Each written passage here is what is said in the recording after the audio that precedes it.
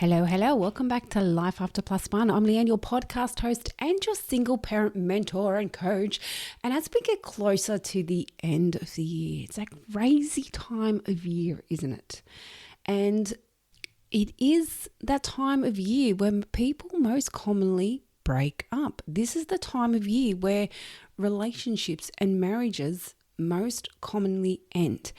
And it's quite sad in a way because it's either done just before Christmas or just after New Year's, where people get to that period where it's like, I'm done, I've clocked off, I don't want to do another Christmas with this person, I don't want to do another Christmas with their family, I can't do this anymore, I'm done. Or it gets to around the New Year's period where it's that whole new year, new me thing. Yep, done. Don't want to go into another year with them. I'm done. I'm starting off next year nice and fresh. I'm not doing this anymore. And that's why quite commonly people get to that period around this time of year because Christmas does bring out so many more emotions. You're spending so much more. You've got your family around you, that you're doing so much more. And it's a crazy time of year. And it does bring out more emotions and it does bring out more stress. And then that's why adding that all onto the emotions and everything that you're going through in your relationship already, that's what can push people to the edge and say like, I'm done, I'm out, I can't do this anymore. So today's episode, I'm taking it back to basics a little bit. Now, what I mean by that is I want to give you some steps of what you should focus on when you first become a single parent. Now, in saying that, I'm not going to sit here and give you legal advice and tell you what to do with your house and give you real estate advice. No, that's not my area of expertise. I'm not going to pretend that it is. If you need advice in those areas, then you need to speak to someone that specializes in those areas. But realistically, when you're going through a breakup or a divorce, when you have property together and you need to do settlement and you have investments together and you need to do custody and all these things, it is definitely recommended to get legal advice. However, there are people that get through it without having to do that. So if you can avoid that, then by all means do it. But again, I'm not going down the avenue of giving anyone legal advice. And again, when it comes to your house and selling that and valuing and everything else like that, you do need to speak to people specialized in that area. So I'm not going to focus on anything to do with legal proceedings, the legalities of it all, and your finances or your home. What I am going to focus on are the things you need to focus on for you. And there are a lot of the things that people completely overlook because there's so many things that you're going through in the moment that you forget to actually just stop and really focus on what's important, which is you. So today, I am going to give you my top 9 tips of what you should focus on when you're going through a breakup. Now, this is super helpful for someone who is just going through a breakup because this is exactly the time that you need it. However, there could be people who are listening who are further down the track and are still very in a toxic co-parenting relationship. It's all still up in the air. It's all very messy. You haven't finalized things. Then these tips can also help you. It doesn't matter if you're at day 1 or if you're at day 1000 or even further along than that. These tips, if you haven't really stepped back and looked at you and looked at the whole situation from an outsider's perspective, then this is going to really help you. So this is Single Parenting 101. So let me give you some tips to really look after you and how to get through your breakup in a healthier and more effective manner to eliminate a lot of that stress and drama that comes from going through a breakup. Welcome to the Life After Plus One podcast, where we turn life's lemons into delightful lemonade. Get ready for inspiring stories, uplifting conversations, and all the tips and tricks to rock your single parent journey with style. I'm your host, Leanne, and it's time to embrace the adventure of Life After Plus One. So let's dive in. So when you first go through a breakup as a single parent, it is very overwhelming. You have every kind of emotion you can think of going through your head. And even if it was a breakup that you initiated, even if it was something that you wanted, you saw it coming, you weren't happy, It doesn't mean that you're going to get on the other side of your breakup and be like, yep, okay, I'm happy now. No, it quite often takes quite some time to actually get through it. And that's what a lot of people forget or don't realize, that you just think that I've gone through my breakup. Yep, cool, I'm done. I'm out of this. And especially when you have kids, it is definitely not like that. And there's that whole grieving process. There's that whole process of mourning what you've just been through, processing that hurt that you've just been through. And that's why there's that huge roller coaster of emotions when you first go through your breakup. You're feeling hurt, you're feeling anger, you're feeling resentment, you're feeling all these different emotions that you don't actually take the time to actually stop. And that is my first point that I want to address here. When you're going through a breakup, it is so important to stop and process what has just happened. And that is something that doesn't happen very often. Not many people get the opportunity just to actually sit back, take the blinkers off, and actually look at what's just happened. Because when you're going through a breakup, you're quite often in flight or fight mode. And you either run and avoid, or you fight. There's very rarely anything in between, because there is a lot of emotions. And quite often when you're single parenting, it is fight mode, because you've got kids involved. You've got property involved. You've got things involved that you need to separate. And that's when emotions take over. And that's why it is so important to really stop and process what's happened. Because when you're in that moment of just going through your breakup, you're like, right, you're not getting this. I'm going for the kids full time, or I'm going for this, or I'm going for this, and I want this, and I want that, and I want this.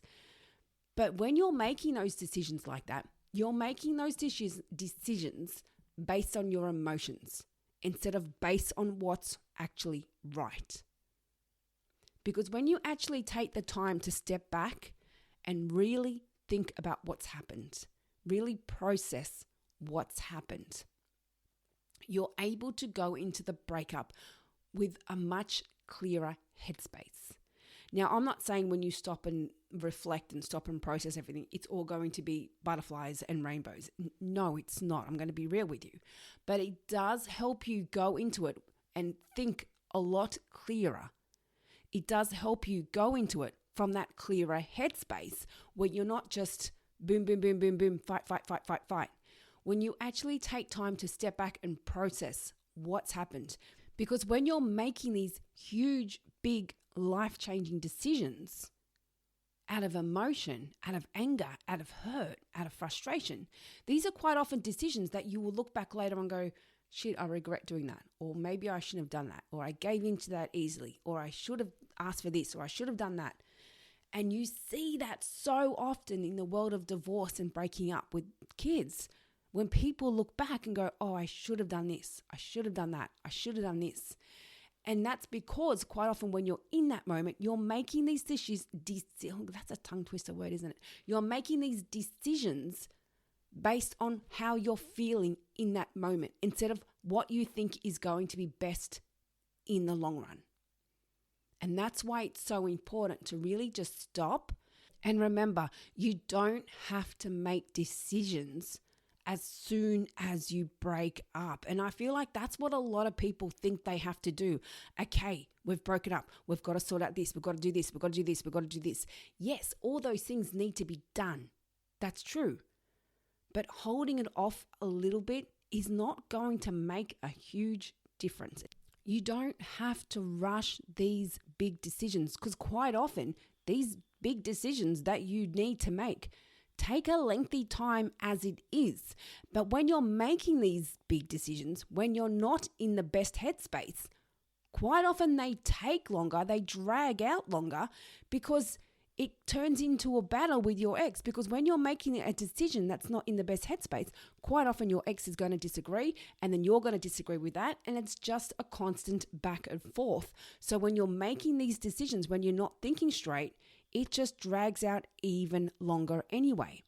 So if you allow that time at the start just to really process everything, think about how you want your life to look going forward. Think about what is needed right now, what your focus is. And really what your focus needs to be right now is you. Yes, you've got other stuff you need to focus on. But if you're not in the right headspace, everything else just goes to the shit. And that's why it's so important to get clear on what you want. Get clear on how you want things to look going forward. Write a list. What's important? What needs to be done first? What can wait? Because when you make decisions, when you're feeling a little bit better in yourself now, I know you're not going to be sitting there thinking, well, I feel great now. I feel amazing. I've just been to a breakup. I know that's not going to be the situation. You're still going to be feeling crap. You're still going to be feeling shit. But when you've taken that little bit of a time to actually just clear things out, think about what's just happened, process everything, you do make decisions from a better headspace. And quite often, they're not the decisions that you regret, as opposed to the ones you just make on the fly. And you're just like, nope, not doing that, not doing that, not doing that, without even putting any thought into it. They're the things that you later regret. So that's why it's so important to really step back, process everything, think about what's happening, think about what's important for you right now. What's your next step? Make a list. Focus on what is really necessary, what can wait. Instead of just making decisions on the fly and just hoping it works. And you're making these decisions based on the hurt and the anger and the resentment and everything else you're holding on to from your ex. And it just turns into a fight between both of you. And please remember that when I'm saying this, I'm not saying back down. I'm not saying give in to your ex. I'm saying go into it with a clearer headspace. And that's what's important, because you do make better decisions when you're in a better headspace. Tip number 2, when you're going through a breakup, another thing you really need to focus on. Now, firstly, I just want to address here, these are not in any specific order. I'm not saying this is the second most important tip. These are just numbered as a whole. They're all just as important as each other. So number 2, focus on your kids and their emotional safety, their emotional needs. Because it is very common to go through a breakup and for parents to be scared to tell their kids, to be scared of the reaction from their kids, or to avoid telling the kids. They don't say anything. They keep it a secret as long as they can. Or they put on this whole perfect happy family act in front of the kids. So the kids think everything's okay, but then inside you're just falling apart. So what I really want to address in this point here is that you really need to be having these age-appropriate conversations with your kids about what's happening. You don't need to lie. You don't need to keep secrets. You don't need to disrespect the other parent. What's happened between you and your ex is between you and your ex, not between you and your kids, unless it has impacted the kids in some way. But when you're going through this, don't be scared of feeling like you've failed your kids or feeling like you've let your kids down. Because unfortunately, breakups do happen. Divorces happen. People split up. No one goes into a marriage or relationship planning to be a single parent. And as I say with everything, it's not about whether or not a relationship works or it doesn't work. It's about how you get through it. It's about how you handle it. And that's what's important with your kids, showing them how you handle it. Because it also teaches them to handle situations. When you can sit down and talk to your kids and have these age-appropriate conversations. Mummy and Daddy still love you, but we're living in 2 separate homes. We just love each other very differently now. You can find your own way to word it, but it's about letting them know what's happening. You don't need to lie. Keep their routines going, keep the schedule going, keep their life as normal as possible. And continue to talk to them about things. Ask them questions. And that gets forgotten a lot because it's not uncommon for people to be scared of the reaction from their kids, people to be scared of failing their kids or letting them down. So they just avoid conversations completely, which is the opposite to what you should be doing. Talk to them. Ask them if they've got any questions. Ask them how they're feeling. Ask them if they want to talk about anything. Give them the opportunity to share their thoughts and what they're feeling about the situation. And then it gives you the opportunity to respond. It gives you the opportunity to explain what's going on without having to overshare. It's not about having these conversations to badmouth the other parent. It's about explaining it to the kids so they feel as comfortable as possible. And like I said, it is so, so common for parents not to talk about anything, not to explain it. And I remember when my parents split up, I think I was in kindergarten, and I had no idea. And, back then it was that whole thing, you don't talk about things, you sweep things under the carpet, you pretend like everything's fine. And there's a lot of people around these days that still do that. That's how they handle things. They think it's the best thing just to not talk about things. And when at that age, because I was so young and because my dad left the house, I looked at it like he left us. He left us because that situation wasn't explained to us. I didn't know any different. I didn't know what had happened. So because my dad had moved out of the family home, I'm like, okay, well, he's just gone and left us. And then I turned against him because the situation wasn't explained and I didn't know any different. So that's why it's important to explain it in an age-appropriate way and really let the kids know that both mum and dad love you, whatever your scenario is in your relationship. We both love you. Both parents love you equally, but we just love each other in different ways, and we just think it's best for us to live separately. You don't have to pretend to have a perfect Brady Bunch family. You just have to be real with your kids and keep that conversation going and allowing them the opportunity to ask questions or to come and talk to you when something feels off or they're not comfortable with something. Keep that line of communication open. Number 3. Now, this is another thing that no one ever really sits back and thinks about. You just go into it and this is how it works. And that's co-parenting.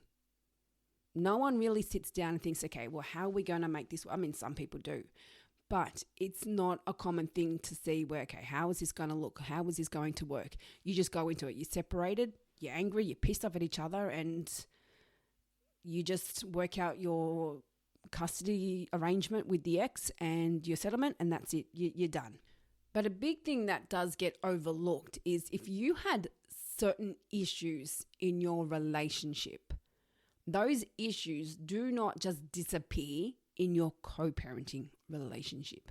For example, if you were with someone or you're married with someone and they just had zero communication skills, they didn't talk about anything, they didn't come to you when they needed something, they were just very closed off.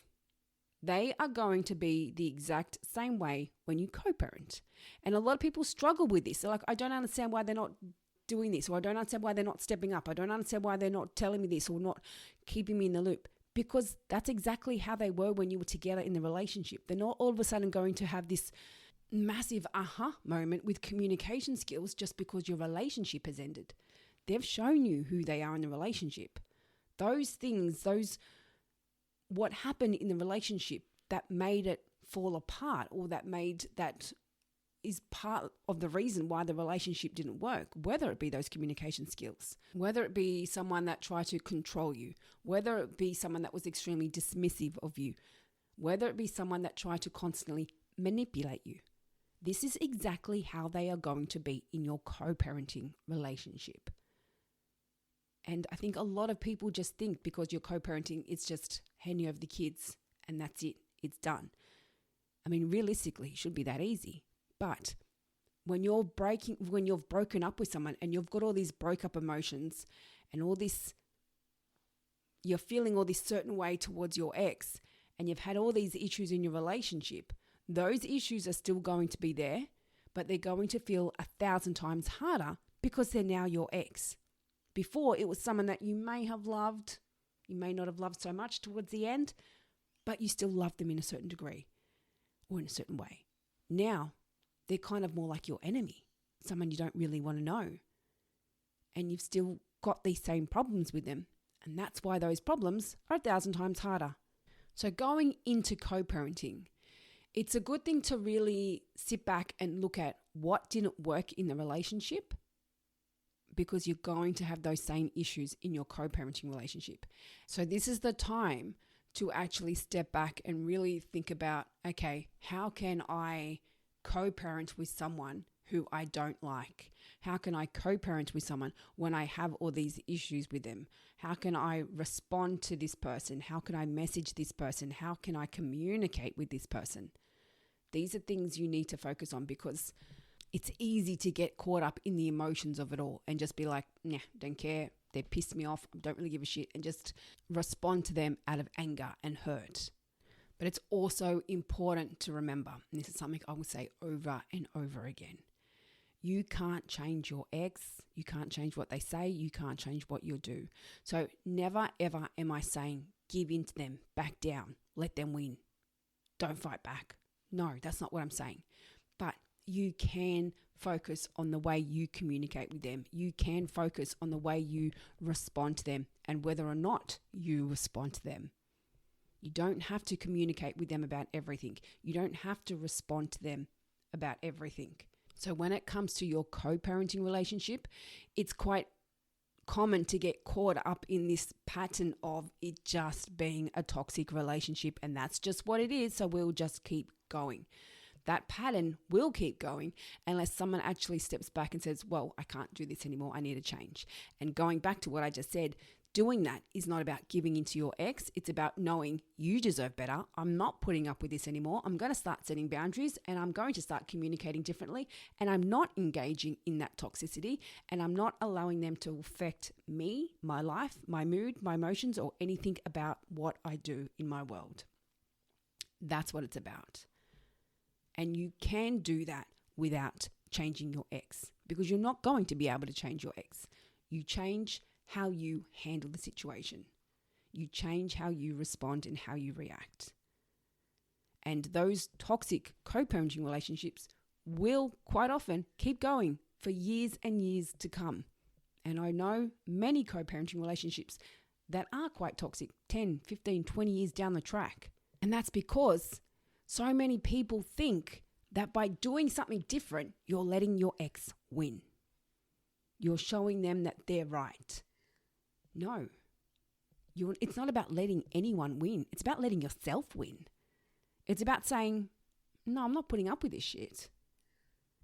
And that is not letting your ex win. That is giving you a better life. That is giving you a happier life. That is giving you a more peaceful life without their drama. So when you've gone to a breakup, or if you've been broken up for some time, it is important to really reflect on your co-parenting relationship. Is it going the way you want it to? If it's not, it's time to step back and look at what you can do different. And I'm going to keep saying this. And again, it's not being rude, but I just want you all to remember, doing something different is not about giving into your ex. It's about you doing something better for you. It's about you getting out of that toxic cycle with them. Let them play that game. You don't have to engage.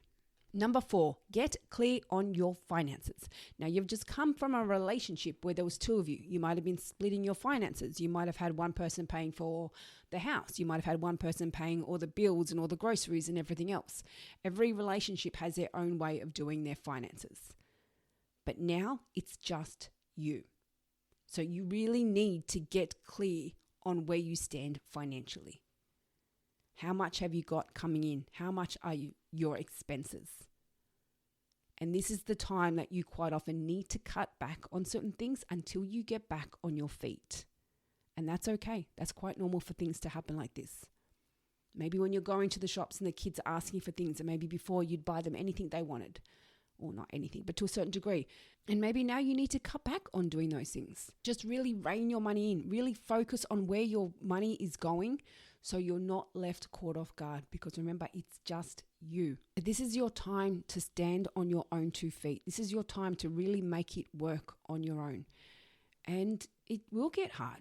It does get hard financially, but it will get easier when you manage it. It will get easier when you learn to prioritize where you're spending your money. And don't forget, there's also other areas where you can get support financially.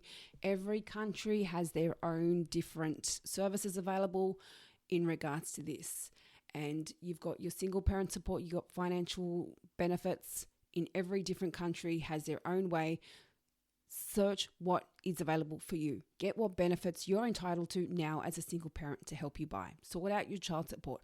Make sure your finances are in order so you can start building your life up again.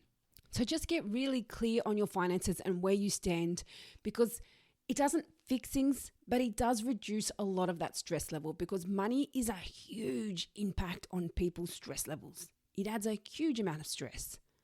So it's not necessarily going to fix everything, but at least you know where you stand. And if you know that you're not going to be able to meet certain things, then cut back. Cut back on certain things. Do what you can to make it work.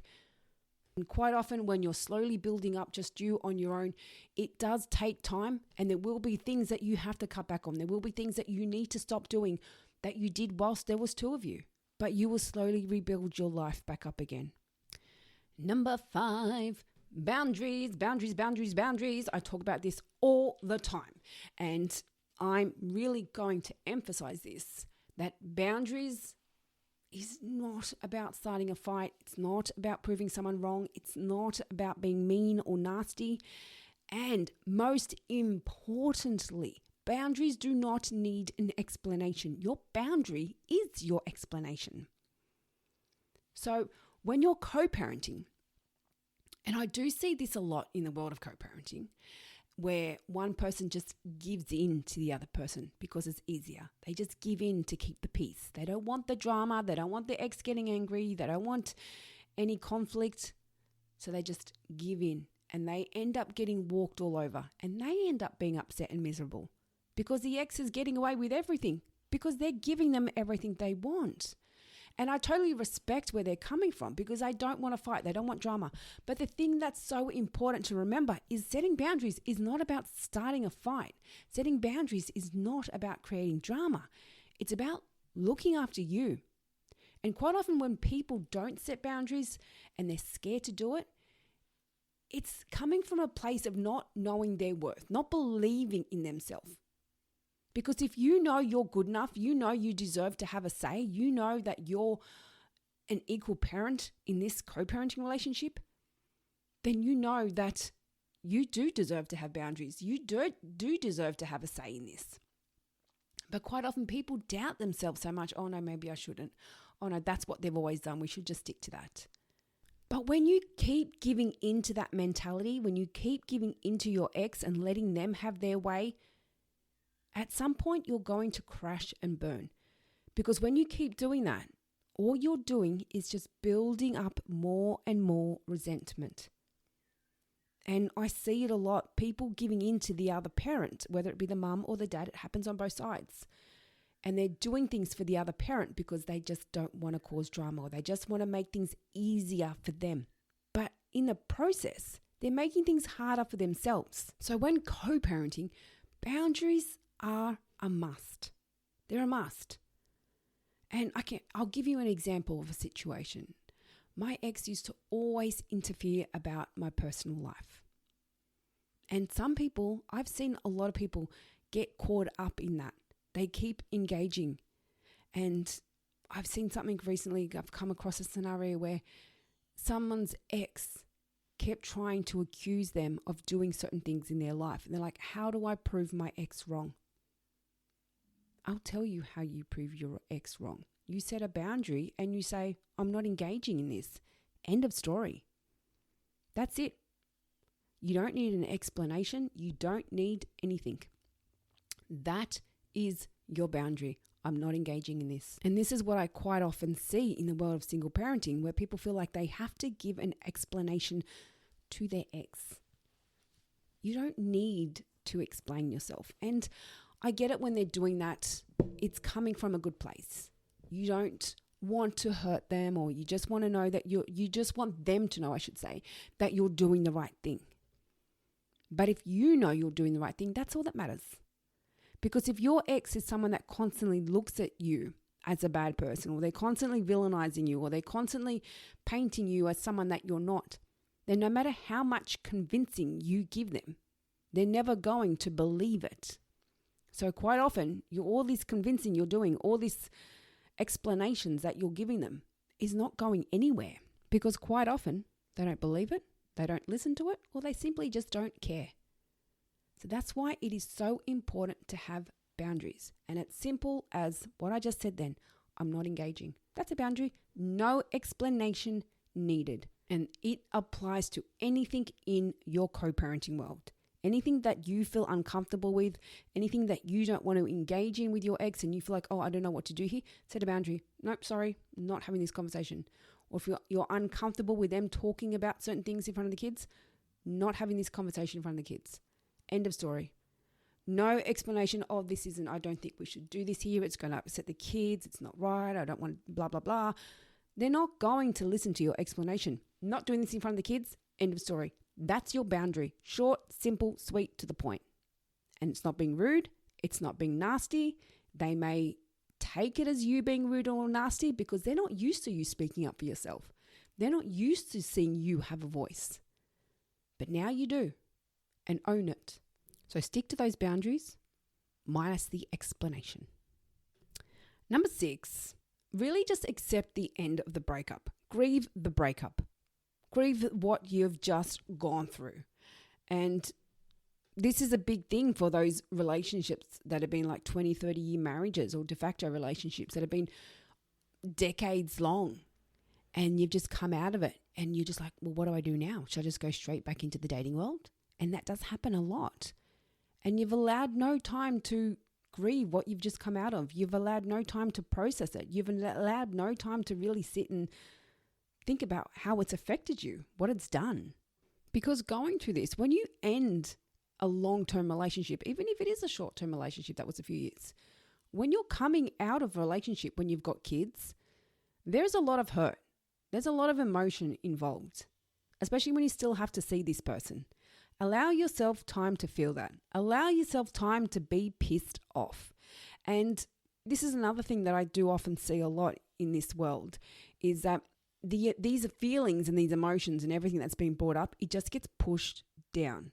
Let's keep ourselves busy so we don't have to deal with it. Let's go back into the dating world so we don't have to deal with it. Let's constantly be busy so we don't have to deal with it. And in the moment, it might feel good because you're not feeling sad, you're not feeling hurt, you're not feeling angry, but you're not removing that. That's still there. So when you go back into the dating world, there's a good chance you're going to be triggered. There's a good chance those emotions will come back out again because you haven't dealt with them. You haven't processed them. You haven't grieved what you've just been through. You've just swept it under the carpet. You've kept busy. You've avoided everything. And then all of a sudden you're put in a situation where those emotions come back out again. It's like, holy fuck, what's just happened? What's happened is you've just brought back all those emotions from your last breakup. They've all just come pouring back again because you haven't actually looked at how it made you feel. You haven't actually looked at how it's really hurt you and how it's upset you and how it's made you feel like you're not good enough and how it's made you feel like you're just not accepted and how it's made you feel like a failure. And one of the common things I see spoken about a lot, well, the social media advice I see given a lot to people that are going through breakups is just go keep busy. Go do this. Go on a date. You should do this. But distracting yourself is not allowing yourself time to grieve the breakup. It really is like mourning a death of someone because that's what's happening. You're mourning the death of the family life you just had. It is a huge deal. So don't ignore that. Allow yourself time to work through that. Allow yourself time to be sad. Allow yourself time to cry at night time. Let it out. There is nothing wrong with that. And the thing is, I find this really sad in a way, and I really wish I could give these people a big hug when I see someone say this. But I see it a lot where people say, I don't want to have to deal with it because it's going to be too hard, it's too uncomfortable, it's going to make me sad, it's easier just to move on.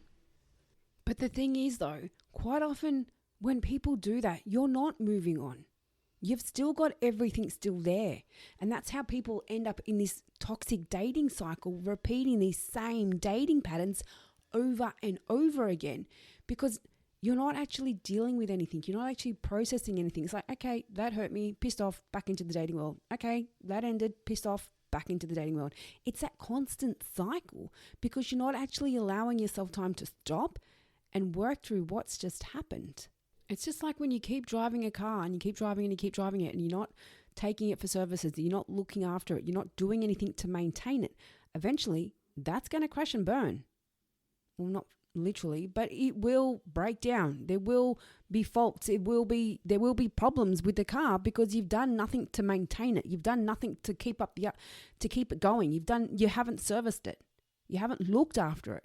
Same as you, mentally, emotionally, physically. If you don't look after yourself, eventually you're going to crash and burn. And same thing, when you keep going to all these emotions and all this emotional baggage and all this emotional trauma, eventually you're going to crash and burn. And sometimes it takes people to get to a really low crash and burn place to go, fuck, I need to stop. I need to change something here. Now, there are some people who do notice that before then, which is great, and I love that. But this is why it's such a big thing to actually really step back when you've had a breakup, to really step back and allow yourself time to process what's just happened, grieve the breakup, and most importantly, this is a big thing, look at what you can take away from that breakup. Instead of being focused on being pissed off at them, instead of being focused on what they did wrong, look at what you can learn from that breakup. Look at what it's taught you about yourself. That is a big thing about going to a breakup. And when you're just jumping from relationship to relationship to relationship and just avoiding and keeping busy by not actually looking at stuff, you're not actually taking time to self-reflect. You're not actually taking time to actually see what you can take away and what you can learn from that. There's always something you can learn about yourself from going through a breakup. Always. Number 7, rebuild you. Now, when you go through a breakup as a single parent, you just get caught up in this world of go, go, go, go, go. You've got all these things you need to do. It is just nonstop. And especially at the start, when you're going through your breakup, you've got all this stuff that you need to focus on. And you and your needs get ignored. And then because quite often when you're going through this process for quite a long time, this can take sometimes years for a lot of people to get through the other side to when they're finally divorced and get through the other side when the house is finally sold and settlement's done and all that's done. It can take a couple of years. And then you're caught up in this process of living in survival mode that when you actually get to the other side, you're so used to living that way that you just keep going. You just like in this cycle of go, go, go, go, go. But you need to actually stop and look after you and find what you enjoy doing, especially in that time when your kids go to the other parent. Make the most of that time to look after you. Make the most of that time to find what you enjoy doing. Because quite often when you're in a marriage or a long-term relationship, more often than not, you lose those hobbies. You lose those things that you used to enjoy doing because you get so caught up in that family life, that work and kids and everything else, that quite often your needs and what you used to enjoy doing, it gets put to the back burner and you're just like mom or dad on the go all the time and you've just forgotten who you were. You've just forgotten what you used to enjoy doing. This is your time now as a single parent to find that again. Find what you enjoy doing, even if it means going back to what you used to do before being a mum or a dad. Think about that. Think about what you love doing and start doing that again. And another great thing to do in this part is to really think about what you want your future to look like. So not just really think about what you enjoy doing, what lights you up, what makes you happy, and then start doing that again. Really think about how you want your future to look. Plan for things. Do you want to go on holidays? Do you want to change jobs? Do you want to move? Do you want to get a new car? Do you want to start studying again? Do you want to start a business? Think about what you want to do with your life and start having things that you can plan towards and be excited about. This is your time to create your life exactly how you want it. So don't use this time as a period in your life to be sad and lonely and upset. Use this as a time to really rebuild your life to be how you want it to be. Now, number 8. This is so important. Do not get into the mind frame of comparing your life to anybody else. Because, first of all, their life is very different to yours. Does it mean it's better? No. And it's not about comparing whose life is better. It's about focusing on yours. And it's very easy to do that, to look at other people and go, well, they're going on all these nice big holidays, or their kids have got all the latest e-bikes or whatever else, or the other toys and hobbies and stuff that they do. Don't compare yourself. Don't get caught up in the social media comparison. Don't get caught up in what other people or other families at school or other people in your area or neighborhood, don't get caught up in what other people are doing. Focus on you. Because when your attention is purely on other people's lives, you're going to get caught up in this downward spiral. And it's hard to get out of that. When you're constantly looking at other people, wishing what you had. Instead of wishing that you had something better than them, just focus on rebuilding your life. That's how you make progress. By looking at where you're at now and by slowly taking the steps to go forward in your life. And sometimes you also need to have those little chats with your kids, because you will have those times where your kids will come home and ask for certain things and want to do certain things, and you just might not be able to afford it, or you just can't because you don't have the time, or because you're just exhausted, or because you just don't want to. It's okay to have those age-appropriate conversations with the kids and say, you know what, I just can't. I'm not able to do that. I'm sorry.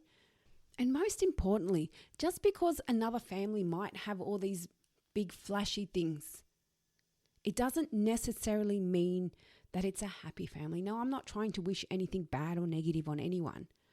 But big flashy things is not what creates happiness. It's the home that you create.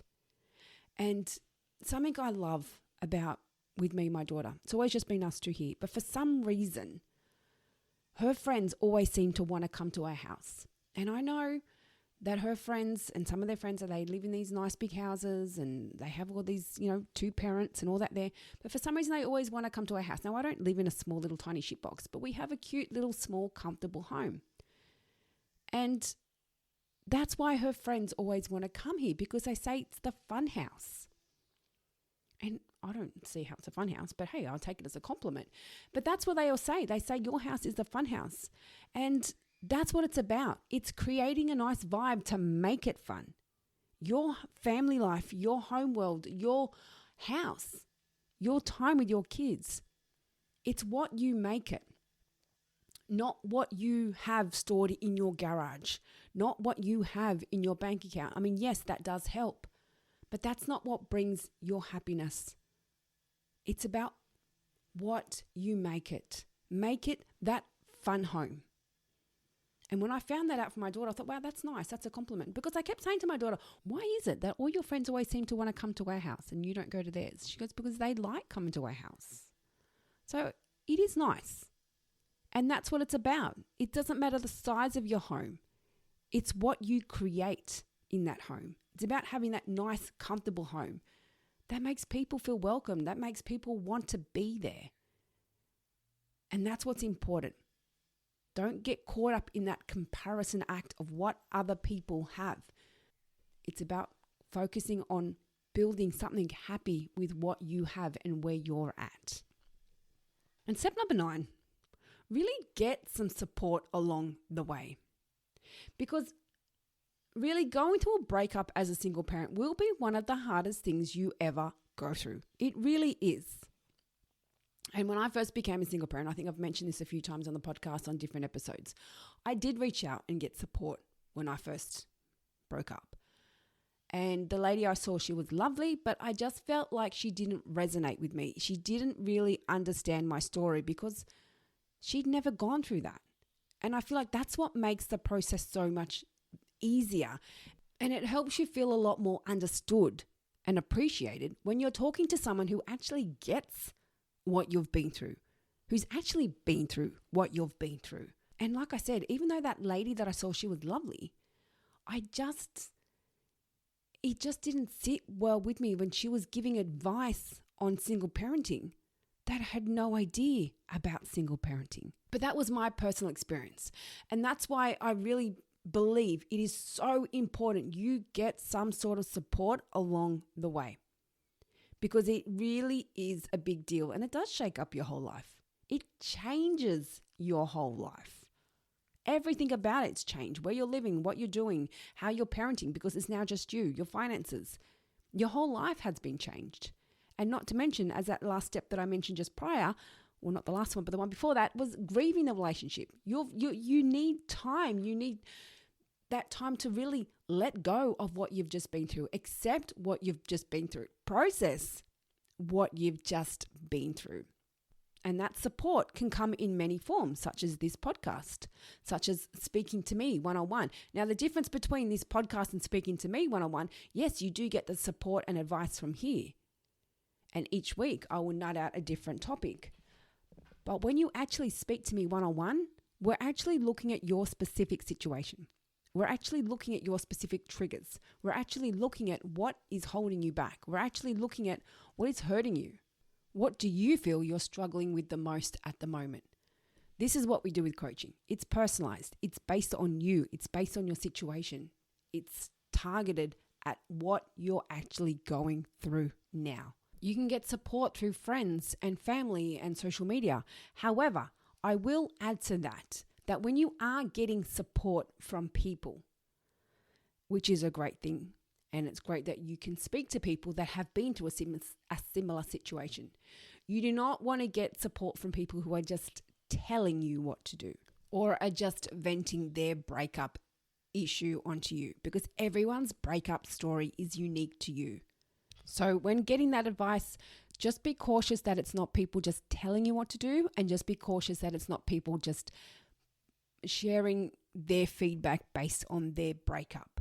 I mean, you want to hear what they've been through, that's great, but you don't want to be influenced through your breakup just because they've been through something which might have been quite toxic and quite difficult. It doesn't necessarily mean that yours is going to turn out the same as theirs. So just keep that in mind when you are taking feedback and advice on board from friends and family and social media.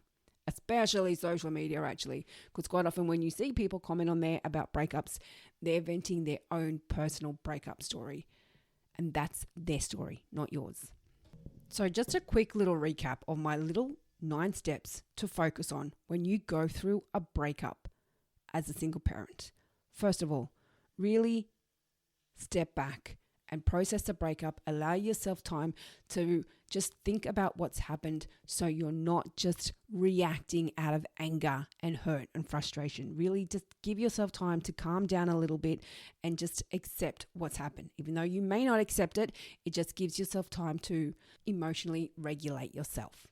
Number 2, focus on your kids, have those conversations with them, and just be open for them to ask you questions if they're not sure about what's going on. Number 3, understand what your co-parenting relationship is going to look like, and really think about, if it's not working, what can you do differently to make it work for you, not for your ex, for you. Number 4, get clear on your finances so you're not caught off guard with any payments or bills or anything like that, or you just left behind because you just didn't plan ahead. Really get clear on where you stand so you know what to expect going forward.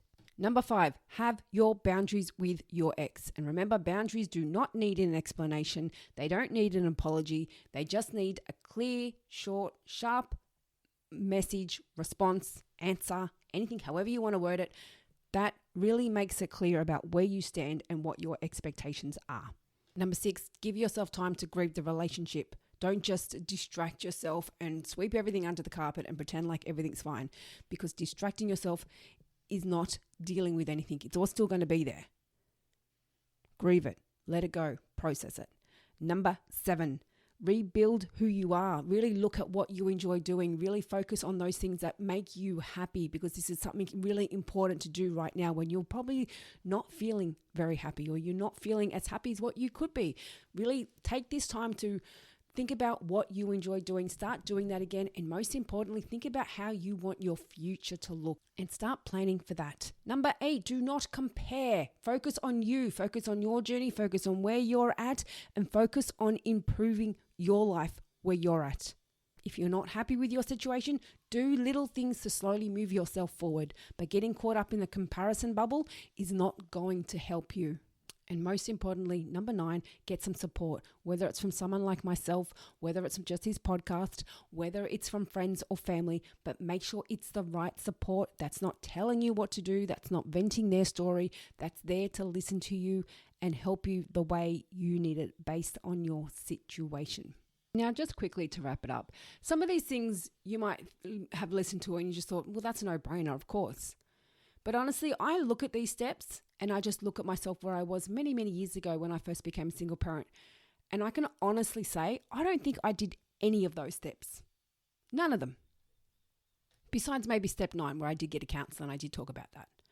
But everything else, you just get so caught up in that world of getting everything done and finalizing everything. And then you're just so exhausted and you're doing everything on your own. You're just stuck in this routine and this world of go, go, go.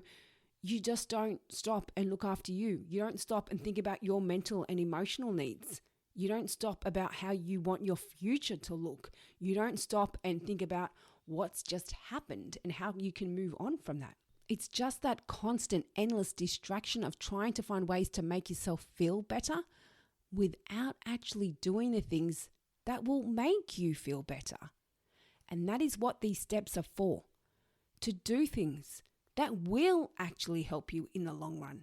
Because those little distractions that people do, whether it be dating, whether it be distracting yourself with shopping, whether it be distracting yourself with constantly going out and keeping busy, whether it be distracting yourself with drinking or something else like that, it doesn't make you feel better in the long run. We know drinking will not make you feel better in the long run. We know shopping will not make you feel better in the long run because it'll probably affect your finances. We know dating will not make you feel better in the long run because if you're just dating from that wrong emotional, I won't say wrong, if you're not dating in the right headspace, then quite often you will end up being heartbroken again. And that's not going to make you feel better in the long run. And keeping busy and constantly doing things, that may be fun and there's nothing wrong with doing that. But when you actually get those times to yourself, that's when people really feel that loneliness. That's when people really struggle to be on their own because they're so caught up in doing things to keep themselves busy and to actually distract themselves that when they actually stop and the kids are at the other parents or maybe all their friends are busy and they've got that time to themselves, especially coming up to this time of year like Christmas and all those special celebrations like birthdays, Mother's Day, Father's Day, and they're on their own, that's when that loneliness kicks in. That's when they really struggle because they haven't actually stopped to appreciate that time on their own and learn to enjoy that time on their own. So when they finally get it, it's a struggle. It's hard. Like I can't handle this. And that's when a lot of people really find that loneliness really difficult because they've spent all that time distracting themselves that they haven't had the chance to really process anything. They haven't had the chance to actually enjoy any time to themselves. So really, as I just mentioned, even though some of these may be just a no-brainer for some people, these are things that the majority of people do not even consider when going to a breakup as a single parent. And the most important thing that you do need to look after when going to a breakup is your mental and emotional health, your well-being, how you show up for yourself, for your kids. That is the most important thing. However, it is the one thing that gets overlooked the most. It's the one thing that people keep convincing themselves, I'm okay, I don't need to. I'll be fine. I'll just get over it. But the thing is, you can get over it on the outside. You can say you're doing fine. You can say you're doing well. But when you're put into those situations, you're still going to get triggered. You're still going to get pissed off. You're still going to get angry. You're still going to react. These are all signs that you're still holding on to some of that emotional trauma from the past, from your breakup, from everything you've been through. And this is why it's so important to deal with that instead of just pretending everything is okay. So that's a few tips from me for Single Parenting 101. And like I said, they're the most common things that people do not even consider, but they are the most important things to focus on when going through a breakup. Look after you. You are important. And this is something that too many people forget. Your needs are put on the back burner. Your needs are not important. You convince yourself, oh, I don't have time for me, or I'm not important, or I don't need to do this, or I don't need to worry about that. You do. You are important. Your needs do matter. How you show up in the world reflects on how you show up as a parent. Show your kids that you are worthy of looking after yourself. Show your kids that you are important, you matter. And when you do this, that's when you start to feel more confident in yourself. And that's when you start to go into the dating world more confident in yourself, more confident in your choices, more confident about what you want. You believe in yourself. And that's a huge thing, because when you go through a breakup as a single parent, quite often that confidence has taken a huge hit. That self-belief, it's gone. You don't believe in yourself anymore. You're questioning all your decisions. You're doubting yourself. You feel like you're not good enough. You feel like, oh, I can't do that. No one's going to like me there. Oh, I'm not good enough for that. Oh, I can't do that. Yes, you can do that. Start believing in yourself again. Start getting that self-worth back again. So please don't ever forget that if that is something that resonates with you and you want to get your self-worth back again, you want to start believing in yourself again, you want to actually deal with these breakup emotions that you've been through, or that you're sweeping under the carpet, or that you're pretending are not there, or that they are there and you know they're there and you recognize them, but you don't know how to get through it. Let's talk this out. Let's work through it. This is what I am here for. And for those of you that are unsure how this works, then that is exactly why I have that free 30-minute chat where you can jump on. Let's talk together with me. Let's talk about your situation, and I will let you know how it works. I will explain to you how this works. I will listen to your story, and I will show you what we can work on going forward to help you get through this. And that is what that free chat is there for. So if you are interested, that link to book that free chat is in the show notes. You can also find it on my social media pages. Come over and say hi if you're not following me already on Instagram, on Facebook, on TikTok, on wherever else. I'm mainly on Facebook and Instagram. But anyway, come over and say hi. You're more than welcome to send me a message. Let me know what you thought of the show. If you have any feedback, if you have any responses, if you have any questions, let me know. Reach out. If you're loving the show, share it. Get it out there in the single parent community, because you have no idea how much that helps get the show out and helps with my little podcast and getting it known in the single parent world. So thank you, everyone. Actually, I won't say little.